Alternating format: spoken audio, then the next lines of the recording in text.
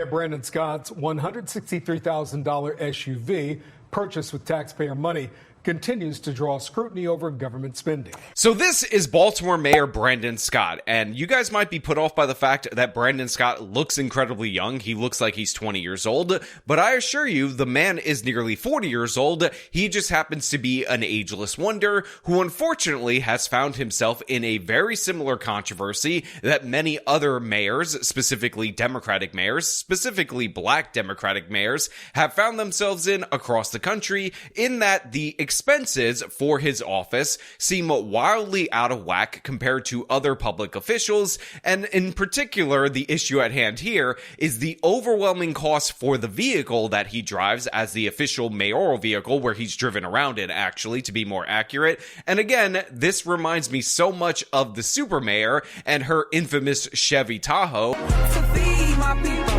from Vegas to Chicago, I rode around in Tahoe.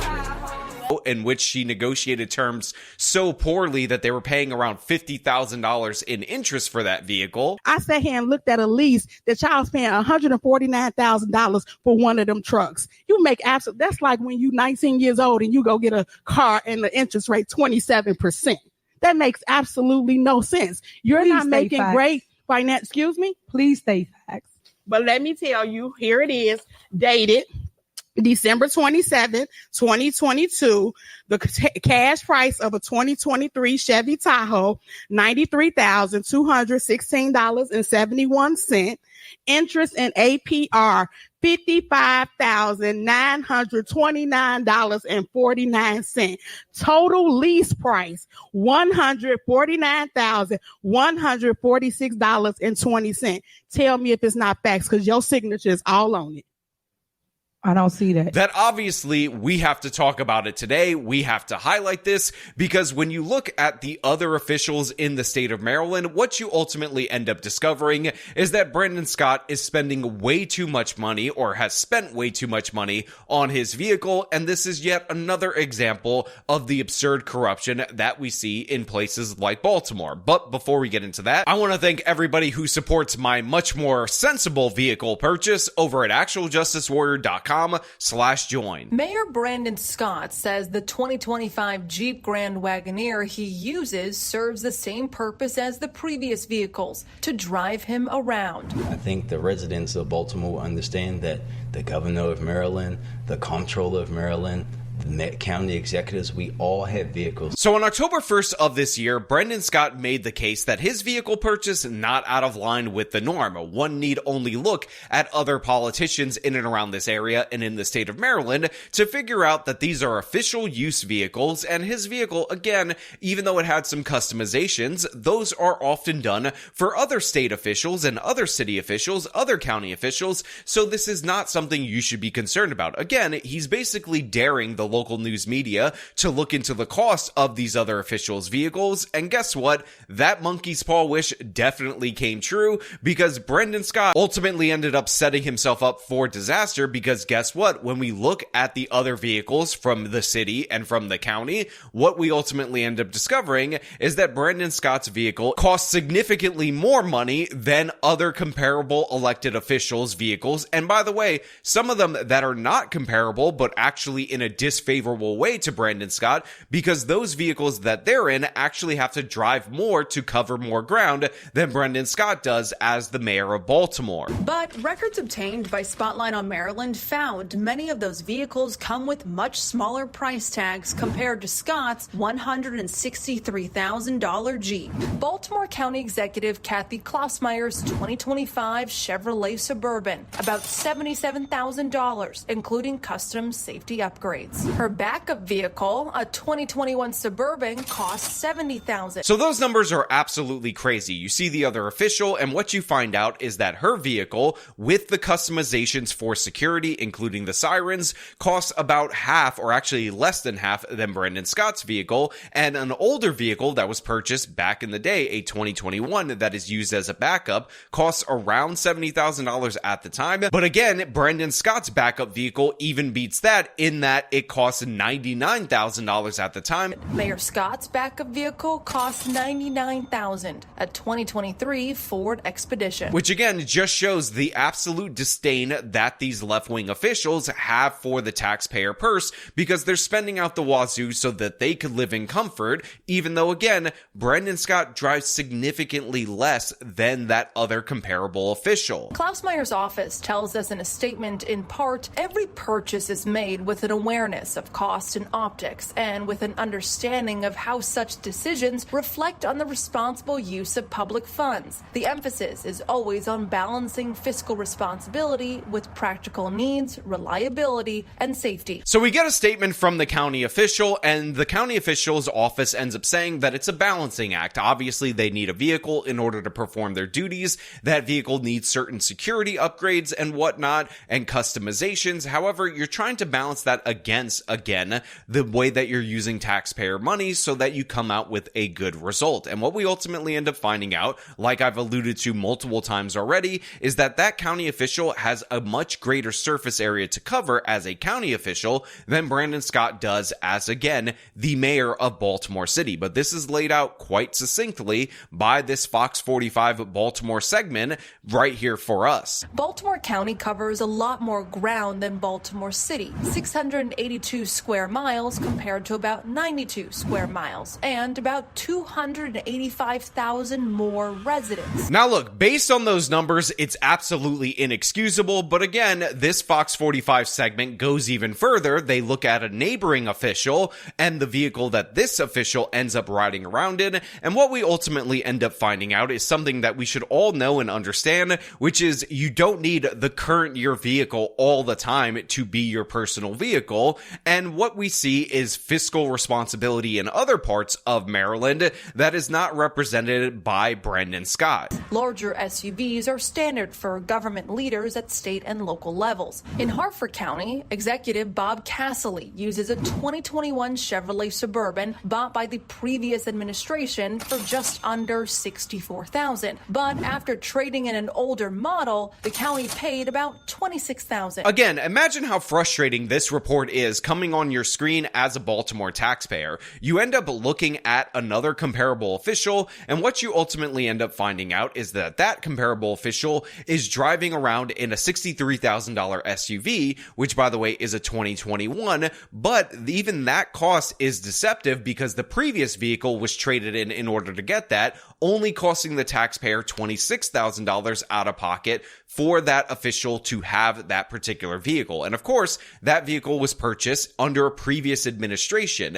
And in fact, what we ultimately end up finding out is that this very much straight up and significantly more honest official than Brandon Scott was offered an upgrade because it seems like this is what people try to get you to do when you come into office, and he turned it down because, again, it was unfair to the taxpayer. That's my daily vehicle. I sat down with Casserly, who says he turned down the offer of a new vehicle when he took office in December 2022. My fleet folks came to me sometime in that first year and wanted to trade that one in for an upgraded version.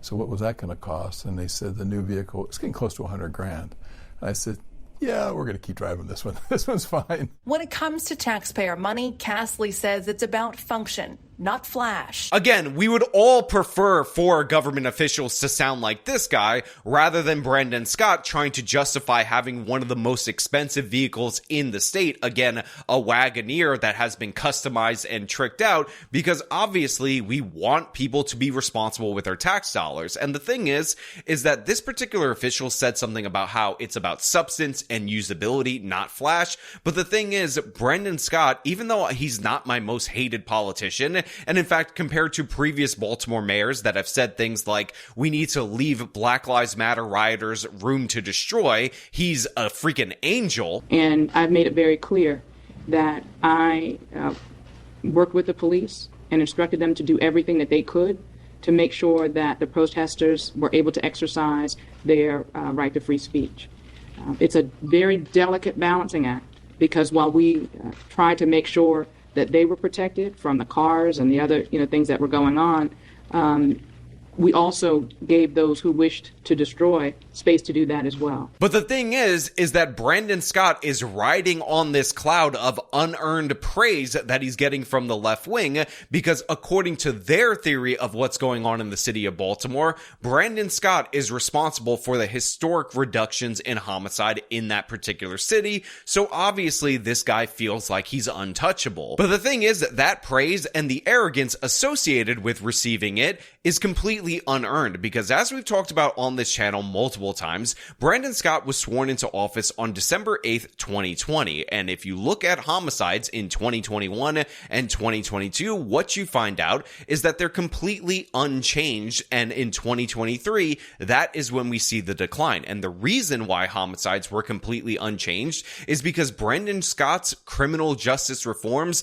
that people are trying to pretend are working for obviously biased reasons weren't actually working. They weren't the thing that produced the change, because as we talked about on this channel multiple times, Baltimore's homicide got worse than, by the way, ever in the history of the city, not just since the 1990s, like we always talk about on the show, or the 1980s, worse than ever under the state's attorney, Marilyn Mosby, who was a corrupt individual who was ultimately indicted and convicted, who of course ran on a Black Lives Matter platform and wanted to free criminals from jail post the fervor of Freddie Gray. Now, of course, this is the Black Lives Matter effect that we saw nationwide in 2020, but encapsulated in one city from back in 2015. And if you look at the homicide numbers, what you ultimately end up discovering is that for the 8 years, including the first 2 years of Scott's administration, things got worse than they ever were. But then Ivan Bates came into office, somebody who I was incredibly skeptical of,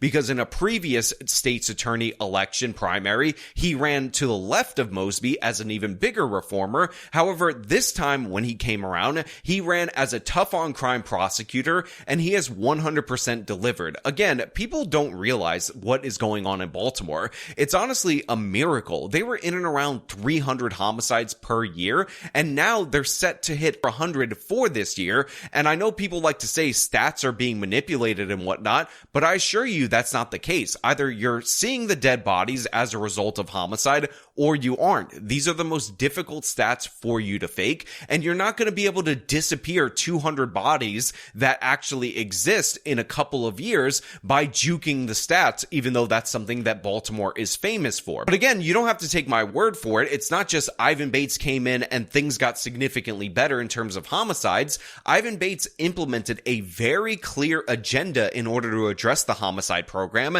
and it just makes sense that after that agenda was implemented, we started to see the results. See, Ivan Bates, unlike Marilyn Mosby, would target repeat gun offenders. So if you committed an armed robbery or an armed carjacking or any crime where you used a weapon during the commission of that crime, Ivan Bates would throw the book at you. And the reason why is because if you are committing armed robberies or armed carjackings, and again, in each and every one of those instances, you're using a gun in order to get what you want, it's only a matter of time if you keep releasing that individual before they ultimately end up shooting somebody, and then that becomes a murder. Ivan Bates very logically targeted those people, got them off the streets, so they weren't able to repeat offend. They weren't able to have one of those instances where they pull the trigger during an armed carjacking or an armed robbery, and thus the homicide rate drops significantly. So we have an exact policy tailored to address the exact problem in Baltimore, and guess what?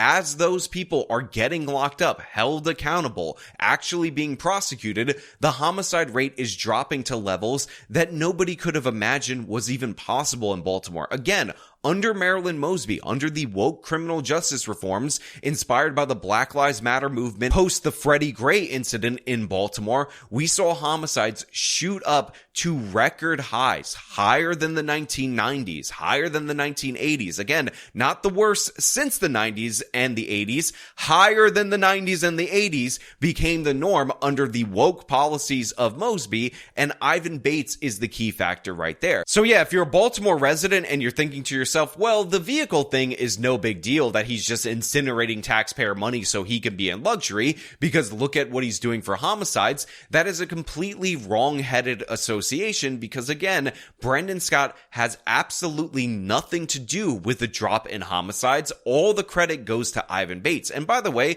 a great test on whether or not the criminal justice reforms are the key factor or Ivan Bates is look at who has the most jurisdiction over what. So I already told you about Ivan Bates' program where he can prosecute these repeat gun offenders because he has the most power in order to do those prosecutions. Well, Brandon Scott has the most power in terms of juvenile offenders. Ivan Bates is significantly limited due to Maryland state law, but Brandon Scott's rehabilitation programs and his midnight basketball and all that is more focused on the juveniles. Guess which crime has not reduced significantly since Ivan Bates has taken office? The category that he has the least control over and that the mayor is implementing his reforms in, which is the category of juvenile crimes.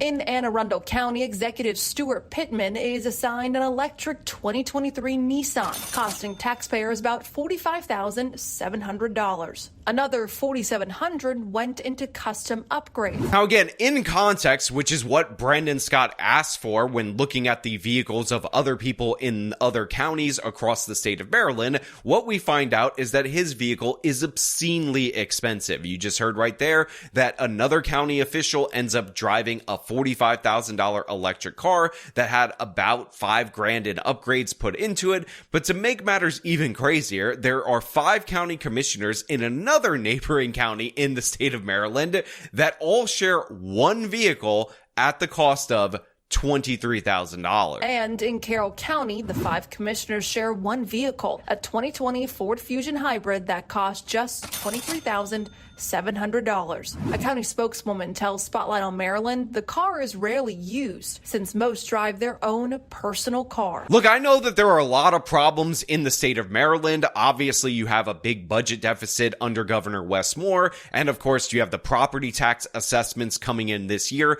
and they're raising people's property taxes without actually passing a bill to do so by exorbitant rates. But it is nice to see that all these different various counties are actually so much more frugal than in Baltimore County, where the mayor feels like he's entitled to incinerate over $250,000 on vehicles since he's taken office, because both his current vehicle and his backup vehicle were purchased at a time where Brandon Scott was the mayor of Baltimore. And obviously, this shows us that he doesn't give a damn about the taxpayer purse. He wants to spend money so he can ride around in style. But look over to these other counties that have far less corruption than Baltimore, and what you see is actually kind of too little money being spent on the vehicles for those officials, in my opinion. But of course, that results in them driving their own personal vehicles in order to, again, cover the costs of travel as commissioners or county officials or whatever position that they're actually in. So Brandon Scott telling us to go look and compare for ourselves completely backfired, embarrassingly so. And again, he's much more similar to the super mayor than an actual responsible public official worthy of praise. Mayor Scott's office has yet to answer our email requesting comment on this story. We are still also waiting for a response on a records request asking for the purchase agreements of all vehicles used by Baltimore city officials to compare prices. So look, we are definitely going to follow up on this particular segment because you already know that the city of Baltimore is insanely corrupt. Again, people have known this forever. The Wire is basically a documentary on how the city functions, that HBO series. But yeah, I will definitely be following up when that Freedom of Information Act request comes in and we end up seeing all the expensive vehicles that are owned by all of these Baltimore city officials, because in reality, they don't give a damn about your communities. And by the way, they incinerate your money while constantly pleading poverty to the public and saying that they need more money. And they talk about how the evil orange man, Donald J. Orange Man Bad Trump simply hearing Trump bad over again is going to take away federal funding from them, and that is going to leave their residents behind, even though they're proving unworthy of that funding right here before our very eyes. But you know what? Those are just my thoughts. I want to know what you guys think about this scandal down in the comments below, and of course about what's going on in terms of homicides and how Ivan Bates 100% deserves the credit. But as per usual, if you like this video, show them by leaving a like, subscribe for more content, follow me on my social media, support me via the support links in the description of this video. This has been me talking about Progressive Mayor Brandon Scott. Till next time.